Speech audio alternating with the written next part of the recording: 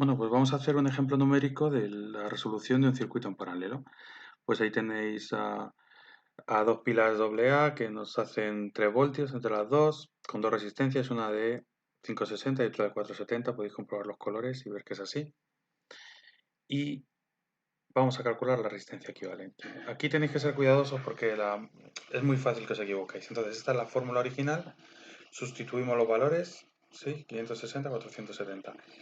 Yo aquí desaconsejo hacer mínimo como múltiplo y cosas así, porque en las clases queda muy bien, porque tú pones una resistencia de 12 ohmios con otra de 4 ohmios, el mínimo con múltiplo es 12 y todo el mundo es feliz. Pero en la vida real, pues las resistencias son de 330, de 1500, de... Entonces, ponerte a hacer eso para luego quedarte con tres cifras significativas, pues la verdad es que yo entiendo que o sea, que es incorrecto. Así que yo lo que os aconsejo es que hagáis esta cuenta, que vayáis a a la calculadora y hagáis 1 entre 560 y lo que os dé lo ponéis con tres cifras significativas aquí, como veis, como la cuarta cifra es 5 más sumo 1, ¿no? 1 partido de 470, lo mismo, lo hacéis, 1 partido de 470 y os da esto, de nuevo, como redondeamos, ¿sí? Ahí va un 3, ¿vale? Ahora sumo estos dos números, ¿vale? Y entonces me da pues 0,00179 a 0,00213 me da 0,00392. Pero esto no es lo que vale la resistencia equivalente, sino la inversa de la resistencia equivalente. ¿Sí? Ya sabemos algunos que es la conductancia equivalente. Entonces, para saber cuánto es la resistencia equivalente, tenemos que invertir esta fracción. Así que tenemos que hacer 1 partido de este valor para obtenerlo. Así que si hacéis 1 partido de 0,00392, pues os da 255 ohmios y como son tres cifras significativas, despreciamos este pico, ¿no? Así que esa es la resistencia equivalente, que como veis es inferior a cualquiera de las dos que participan. Y esto es algo que pasa siempre cuando hacéis resistencias en paralelo. Así que siempre va a ser mayor que la mitad de la más pequeña y menor que la más pequeña.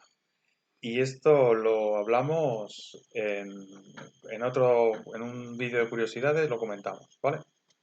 Bueno, sigo. Insisto, haced con cuidado esto, verlo con cuidado y hacer vuestras cuentecillas bien. Sabiendo la resistencia equivalente, podemos calcular la intensidad total, porque la intensidad total pues, es el voltaje entre la resistencia equivalente en cualquier circuito. La resistencia equivalente reduce todo el circuito a una sola resistencia conectada a la fuente de alimentación, pues la intensidad es el voltaje entre esa resistencia, muy fácil. Así que si hacéis 3 entre 255, pues os queda 0,00 y ahí veis que tengo que sumar una también en el redondeo. También ver que estoy poniendo las unidades en su sitio en el resultado final. Yo siempre uso las unidades sin múltiplos ni submúltiplos, siempre la unidad fundamental, ¿no? No pongo kilo ohmio, ni pongo miliamperios, ni nada. Y entonces meto todos los números en medio, voy trabajando con ello lo que necesite, pero al final sé que tengo que poner la unidad adecuada. Por ejemplo, en esta fórmula yo sé que tengo que meter estas en ohmios, las meto en ohmios, hago las cuentas, no me preocupo de nada y luego al final sé que la resistencia me saldrá en ohmios también. Pues ahí está.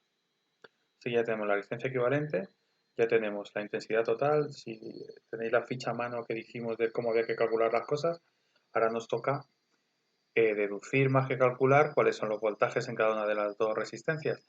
Y como estamos en paralelo, ya sabéis que cada resistencia está en contacto directo con todo el voltaje de la pila. Así que, como ya dijimos cuando comentamos la ficha así de la guía rápida, por estar en paralelo, el voltaje de la resistencia 1 van a ser 3 voltios, que es el voltaje total de la pila, y el voltaje de la resistencia 2 también van a ser 3 voltios. Y ya solamente nos quedaría calcular las intensidades. Así que, como sabemos el voltaje, ¿sí? En cada resistencia, porque lo acabamos de deducir, y la resistencia, el valor de la resistencia de cada componente, lo tenemos en el enunciado del problema, pues solo tenemos que aplicar la ley de Ohm. V partido por R, V partido por R. Hago los números para que veáis las cifras significativas y todas estas cosas. La primera corriente sería 3 entre 560, pues esto es lo que me da, y tengo que meter ahí un poquito más, ¿no? Por el redondeo. Y en el caso de la segunda resistencia, pues eso es lo que me da, y aquí el redondeo no le suma nada. ¿Mm? Como ya dijimos, estas dos corrientes deberían sumar la corriente total, porque la corriente total que sale de la pila y que luego volverá, se bifurca, pasa por una rama, pasa por la otra, luego se vuelve a juntar para volver a la pila. Por lo tanto, la suma de estas dos corrientes debería ser la corriente total.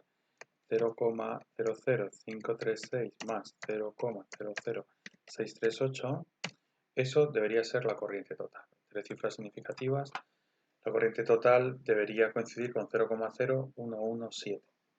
Le dijimos que esto no es una garantía de que el problema está bien, lo que no salga sí es una garantía de que el problema está mal.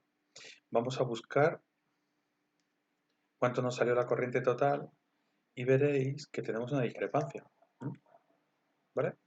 Pero es una discrepancia de una unidad en la última cifra significativa. Y ya os dije que pequeñas discrepancias en la última cifra significativa pueden ocurrir debido a los redondeos, sobre todo cuando más cálculos intermedios hagamos, más fácil es que haya una pequeña discrepancia. Pero una pequeña discrepancia son algunas unidades en la última cifra significativa. Por lo tanto, esta suma nos da lo que debe dar con el margen de error que manejamos.